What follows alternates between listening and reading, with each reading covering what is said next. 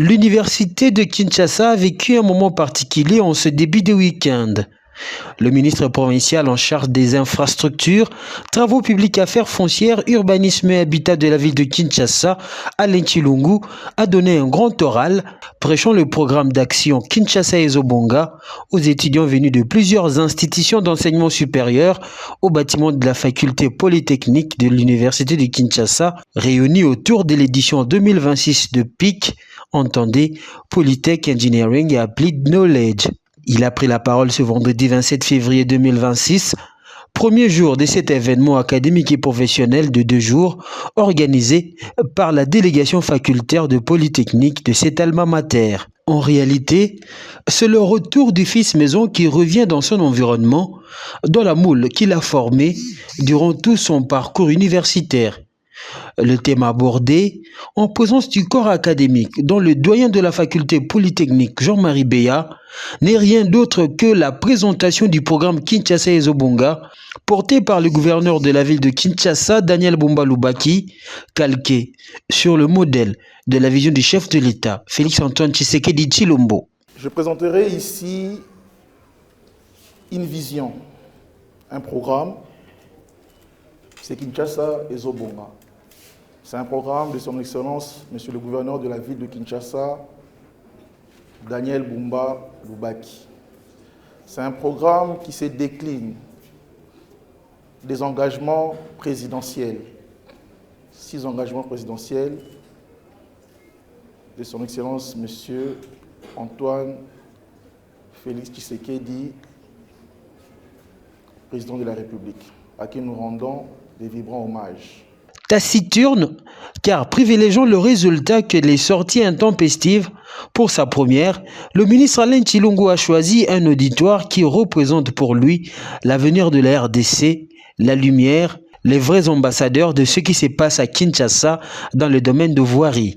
J'ai devant moi l'élite, les apprenants. Je vous l'ai dit ici, vous avez l'exclusivité de ma sortie officielle.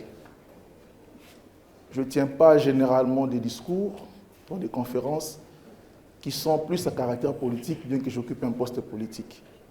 Lorsque la délégation facultaire a sollicité ma présence ici, j'étais très content. J'ai dit, bon voilà, enfin je parlerai à la lumière. Je me présenterai devant ceux qui doivent réfléchir, ceux qui doivent penser à demain, ceux qui doivent changer le paradigme.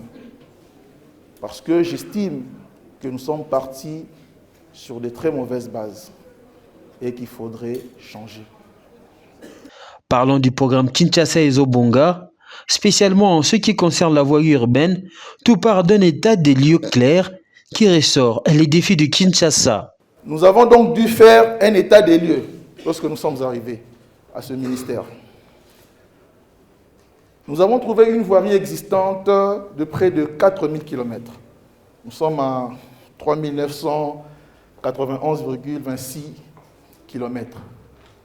Les amis de l'époque coloniale à aujourd'hui, nous n'avons pu revêtir que 1000 km. Je ne suis pas dans la théorie ici, je suis dans la pratique.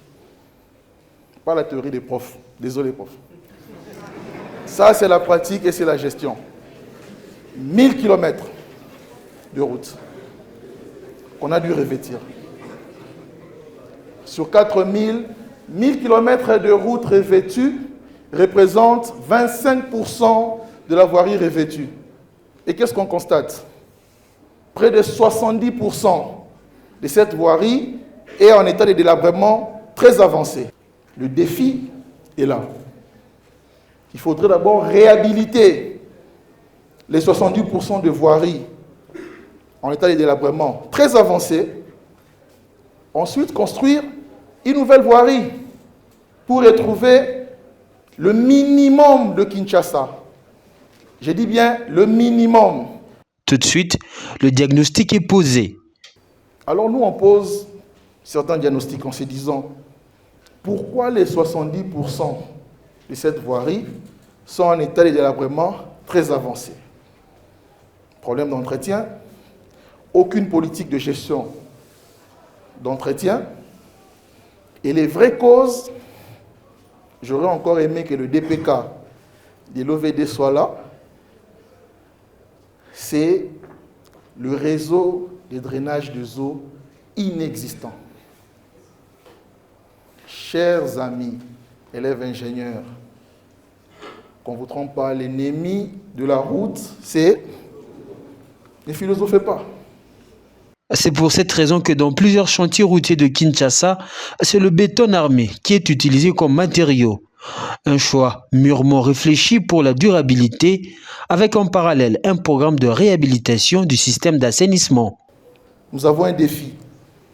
N'oubliez pas, nous avons un mandat. Faire briller Kinshasa en 5 ans. Il faut faire un programme mesurable, quantifiable. On dit, bon, on fait 2000 km de route. Nous réhabilitons 700, on ajoute 1300 et une nouvelle voirie. Mais ces routes, on les fait comment? On fait un choix. Nous évitons sur certains coins l'enrobé et nous utilisons le béton. D'où vous allez constater que la plupart des travaux qui se font à Kinshasa sont des routes en béton. Le programme d'action du nouveau leadership de Kinshasa porte déjà les résultats escomptés. Actuellement, dit le ministre, plus de 100 km de routes sont soit réhabilités ou construits en seulement 17 mois de gestion du gouverneur Daniel Bumba.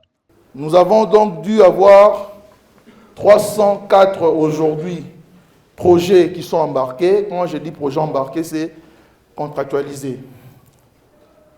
On a 105 km de routes clôturées en 17 mois. Un record jamais égalé.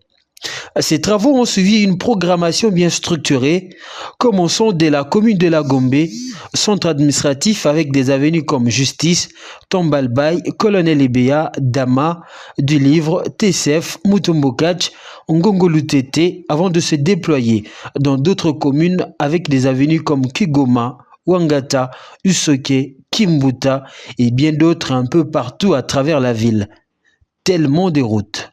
Les amis, il y a tellement de chantiers comme on n'en a jamais eu à Kinshasa. Tous ces travaux s'exécutent sous le contrôle et la surveillance quotidienne des ingénieurs congolais, principalement des ingénieurs civils de la faculté polytechnique de l'université de Kinshasa. Le travail acharné que vous voyez à Kinshasa, les ingénieurs de la cellule de travaux publics, 80% des ingénieurs viennent de cette faculté. Nous ne sommes pas allés chercher en Chine, professeur. Nous ne sommes pas allés en Russie ou aux États-Unis. C'est ici. Après le grand oral du ministre Alain Tshilungu, qui, par sa verve oratoire, a réussi à émouvoir son auditoire, les étudiants n'ont pas caché leurs sentiments face à cet exposé qui lie à bien les théories à la pratique sur terrain. Alors, avec l'intervention du ministre provincial de l'UTPR, les étudiants ont eu la possibilité de comprendre ce qui leur attend après dans la vie professionnelle. On a eu la possibilité de comprendre qu'on avait des grands défis en tant qu'ingénieur et qu'il fallait bien comprendre déjà ce qui est enseigné ici à la faculté pour pouvoir bien résoudre les problèmes. Et donc on a aussi compris que nous ne sommes pas que des théoriciens, on est pratiquants et donc on peut également gravir des échelons pour prendre des postes de décision dans la vie de la communauté. Donc l'intervention du ministre a été très édifiante et très inspirante et nous en sommes très fiers. Nous aimerions aussi l'inviter dans notre prochaine activité dans ce genre. Merci. Oui, aujourd'hui on a eu monsieur le ministre. C'est pour nous une fierté d'avoir un ingénieur civil à la tête du ministère. On a reçu le ministre à PIC. Aujourd'hui, PIC est une plateforme qui permet aux institutions et aux entreprises de pouvoir faire ce pont avec le monde académique.